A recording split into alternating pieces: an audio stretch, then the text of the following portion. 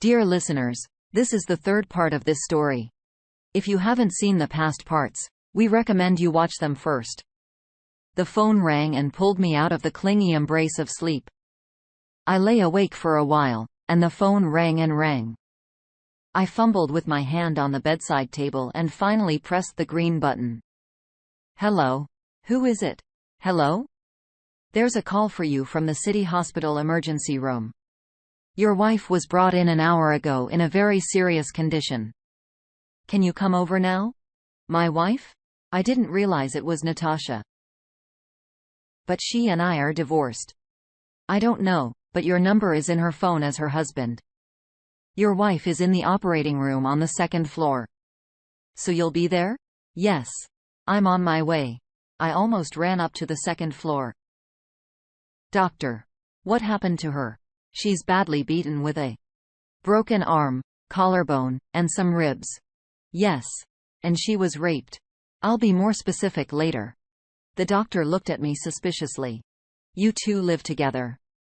She left me over the summer and now lives with another man. I think I understood why the doctor looked at me so suspiciously. You think I beat her and raped her? It's not my business to make any assumptions. Let the police sort it out. The doctor took off his glasses and wiped them with the hem of his robe. She was picked up by an ambulance called by the neighbors. She was almost naked and covered in blood. The police are coming to take care of her. Doctor. Is she conscious? Can I talk to her? My mouth was dry with excitement. She's unconscious, but she keeps asking for some euro. There's another question. The doctor took off his glasses again. She needs an operation. A broken rib has punctured a lung. It's a complicated operation and the doctor hesitated for a second. Anyway, it costs money. We have free medical care. That's true, but you know what I mean. Drugs? There's a difference between the budget version and the non-budget version. Rehabilitation again. How much? I was tired of listening to the doctor's verbiage. The doctor took a notebook from his pocket and wrote a 5-digit number. This is in dollars. He explained. Operation. The money will be there by noon today. The doctor nodded his head. I dialed my son's number and briefly told him everything without any shocking details. I asked him to call his sister and come to the hospital. The police arrived. I was tortured for a long time, but in the end, they left me alone, convinced that I had a solid alibi. The hotel clerk confirmed that I had been in my room all night and had only left after the call from the hospital. I looked at my watch. It was 7:30 in the morning. There wasn't much time. I thought for a while and dialed the number of my editor. Good morning. It's Yuri. Tell me if I can get in advance for a book I haven't written yet. I'm having problems with Yuri. The editor interrupted me. How much do you need? I told you well, it's almost half your fee. I think we can solve that problem. Come to the editor's office at 8 o'clock. I felt a little better. I returned to the hotel at 8:30, quickly changed my clothes, called Jeanne and cancelled all my business for the day.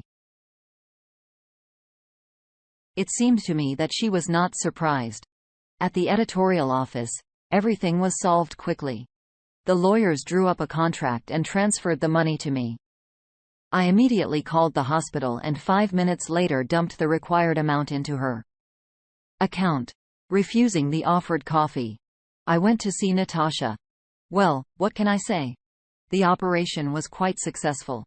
I think that soon your wife will be on the mend. The doctor looked at me intently again. She told the police she fell down the stairs.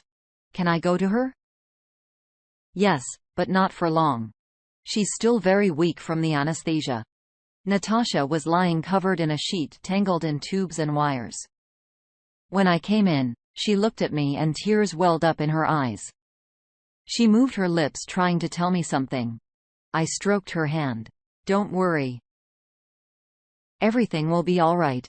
Natasha tried to smile with the corners of her chapped lips. I practically checked myself into the hospital. They put a couch in her room, and I spent all my time with Natasha. I washed her with a sponge, changed her underwear, and spoon-fed her. Her body was one big bruise. On her breasts, I saw strange burns. It looked like someone had burned her with cigarettes. All this time, we hardly spoke. She tried to make small talk, but I ducked under any pretext. I had nothing to talk to her about. At one time, we said everything to each other. The children helped. My daughter came very often to replace me and give me some time to rest. My son didn't forget his mother either. I even began to think that we were a family again, like before, but it only seemed. You can't step into the same river twice. After about a month and a half, Natasha began to walk a little. At first, she started walking down the hospital corridor, and then she started going out to the park. And 2 weeks later, Natasha was discharged from the hospital. She didn't need my help anymore. Before I left, I handed Natasha a blue folder with the documents for her apartment and the keys. She didn't immediately understand what was going on and looked at me in surprise. I managed to buy your apartment and put it back in your name. She tried to tell me something, but instead of words, she burst into tears. Without another word, I turned and left. I had to make an effort not to turn around. A man will never forgive the betrayal of the woman he loves. Treason. There is no statute of limitations. And I loved her too much to forgive. All this time I was tormented by one question. What really happened? Natasha flatly refused to tell me, so I decided to do it myself. I sat in her yard, talked to the neighbors and collected a picture of what had happened. After a month of living together, Natasha and her promising artist realized that this mésalliance was not going to end well. As long as there was money, they still got along. But then the quarrels and scandals began. One day Natasha caught her lover in the company of 2 drunken friends. When she tried to drive them out of the house, her new husband explained her place, accompanying the explanatory conversation with his fists. And then they raped her one at a time and all together. They mopped her for a long time, extinguishing burning cigarettes on her breasts. To prevent the victim from escaping, they tied Natasha to a chair. But when they passed out in a drunken stupor, she managed to untangle the ropes and get out of the apartment. What happened next? I already knew. It made sense to me why her new husband never came to see Natasha. Winter was inevitably coming. The last leaves were falling. Some fell almost vertically to the ground, while others were picked up by the wind and whirled around as if in a farewell dance. And sometimes it seemed to me that my fate was spinning in this autumn tango. Life sometimes brings strange surprises. As I learned, one of the bastards who raped Natasha soon killed himself by throwing himself out of his own kitchen window. The police, as always, were unable to determine the reason for such a desperate act. The other rapist was found in the morning in a noose. Everything was clear. He'd had a lot to drink the night before with his buddies. And that was it. Hangover syndrome. It was already deep into the night when I parked the car a block away from the house where the talented artist's studio was located. I pulled on my gloves and threw the hood of my jacket over my head and walked up to the entrance. An ordinary combination lock with a standard set of numbers. I went up to the right floor and took my time. There were 2 apartments on the floor. I put gum on the peephole of my neighbor's door and out a bunch of lockpicks. Finding the right key was a matter of 1 minute. Likely picked at the keyhole, the lock clicked quietly and the door flew open. A standard apartment. 2 adjoining rooms and a kitchen. I silently made my way into the room where the great painter slept on a crushed couch among easels and unfinished paintings. I could smell the smell of booze in the musty air. Bohemia, I thought to myself. Natasha, didn't you see whom you were leaving for? My God, women, are you so blinded by passion? Leaning over, I should be artist by the shoulder. When he began to give signs of life, I punched him in the temple, knocked him out. When he woke up, he was surprised to find himself taped to a chair. Surprise. You should have seen his eyes. Everything was there.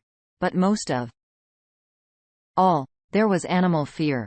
I carefully, not an animal after all, ripped the tape off his mouth and pulled back his hood. I wanted to hear his voice. Did you recognize me? I spoke softly, but very convincingly. Don't. I didn't mean to. Forgive me. He also cracked almost in a whisper, realizing that it was useless to shout. There was a peculiar smell. He seemed to be shitting himself with fear. What a poor guy. But this is also a signal to me. It's time to end it. I covered his mouth again and slowly drew my silenced pistol from my pocket after having disengaged the safety. The cartridge was already in the chamber, and I didn't have to pull the bolt. Then I put it into a plastic bag so I wouldn't have to look for the shell casing later. And with a practiced movement pointed it at the artist's head. I pulled the trigger slightly. The gun jerked, going slightly upward, and the bullet hit the right spot. I changed in the car, put my clothes, gun, and gloves in the bag. As I drove along the embankment, I stopped and got out. The moon was shining over the river. A silver trail of moonlight stretched across the water almost all the way to the shore. I threw a bag into the water. P.S. 3 years had passed. My car raced down the highway, dispersing the light snow that had fallen overnight, leaving behind it a fast lingering trail. In 5 kilometers, the asphalt changed to dirt. During the night, a little caught up and the wheels crunchily broke the thin ice, which covered the puddles glistening in the dim autumn sun. The farther I drove, the narrower the road became. I slowed down and soon I was surrounded by a dense forest. So about 8 more kilometers, and I was at my destination. The midday sun was in a haze, and against it, the surrounding scenery was particularly sharp. The leaves on the were almost gone, and those that remained stood out as bright spots of red and yellow on the gray-green wall of the autumn forest. Around the next bend, a large lake opened.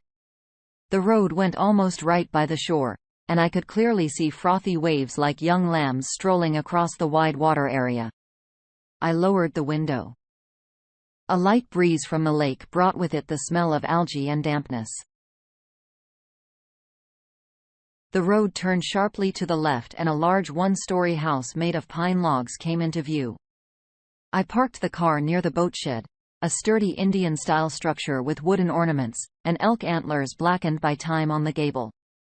I took a large bag out of the trunk and went up to the porch. A young woman came out to meet me holding a little boy by the hand. Hi. Is everything okay? Jen kissed me, looking into my eyes. We were waiting for you. The little boy wrapped his arms around my leg. Daddy? Well, did you buy it? I took him in my arms. I bought it, baby. It's in the car. I held my son close to me. Let's get it together. The sun was shining brightly. The sky was almost clear, and its dazzling blue cut the eyes. A fresh breeze from the lake played with the tops of tall pines,